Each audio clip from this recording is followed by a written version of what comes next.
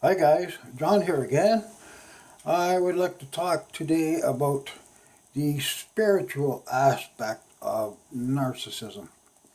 Now, we who have been damaged by narcissists, most of us know that it's not just an illness, it's not a personality disorder only, it goes beyond that. Most of us know that there's a spiritual aspect to it. There's an evil spirit to this. And I picked out 2 Timothy 3, 1 to 5 out of the Bible. And to me, this seems to describe narcissism quite well. And I'm going to read this right now. 2 Timothy 3, 1 to 5. Know ye not that in the last days perilous times will come?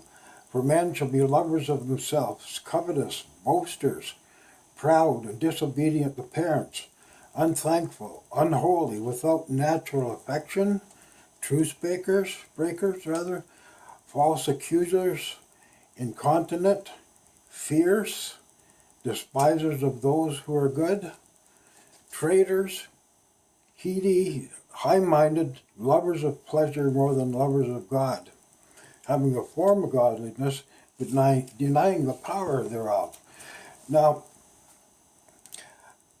I think that a lot of us can relate to this in the spirit realm, where narcissists are, they have a lot of these characteristics. They don't have the affection. They're lovers of themselves. They just use people. They do what they want to do, and it's an evil, wicked thing. It's not just a disorder. It's more than some will say a mental illness, which is actually a personality disorder. Now the DSM puts it down in 9 characteristics that evaluate a narcissist. There's 9 characteristics in the DSM manual, which we can characterize what a narcissist is, and an individual with 5 of these personalities can be classified as a narcissist. And of course, you need the plaque up on the wall saying that you'd gone to this educational system, that you learned all the aspects and all the textbook theories and that before you could actually say, well, yes, my confirmation is that this person has narcissistic personality disorder. But on the other hand, there is the narcissist part of where the spirituality, the evilness, the presence of demons is not mentioned here. It's a different realm altogether than just the worldly educational part of it.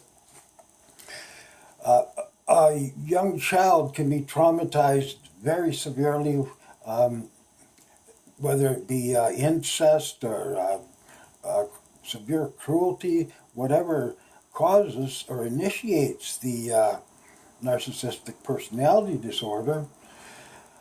This is only part of it.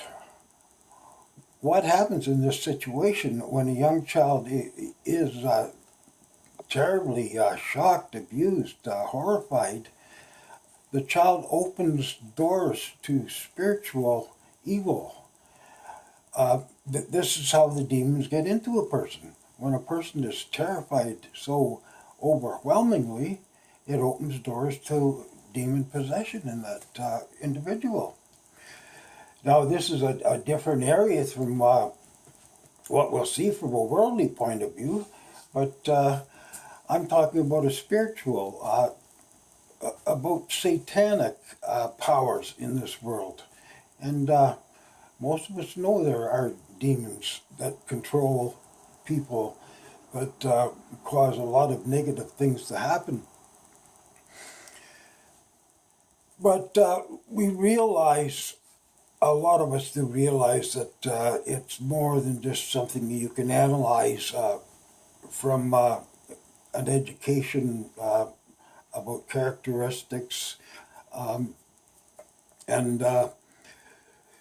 the different points of how a narcissist behaves and how they function. But of course, this is a very difficult thing for anybody who knows a narcissist, who's dealt with one, realizes that they're such incredible actors.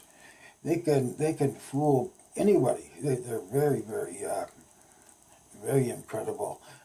Because this lying spirit that's in them, it has no guilt, feels nothing wrong about lying, and the greed, the selfishness, all these different spirits that are controlling this individual. This is what they are. This is who they are. This is what they do. Now, from a biblical point of view, we're looking at something that's far, far different from the worldly point of view.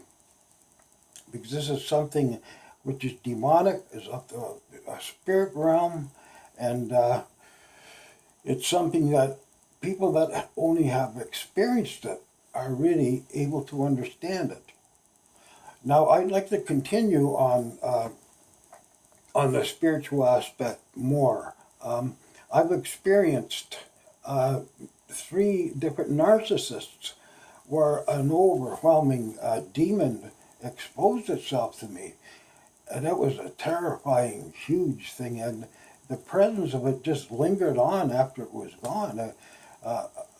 For people that have experienced this, you know what I'm talking about. Not everybody will, of course. But I've had this discernment for pretty well all of my life.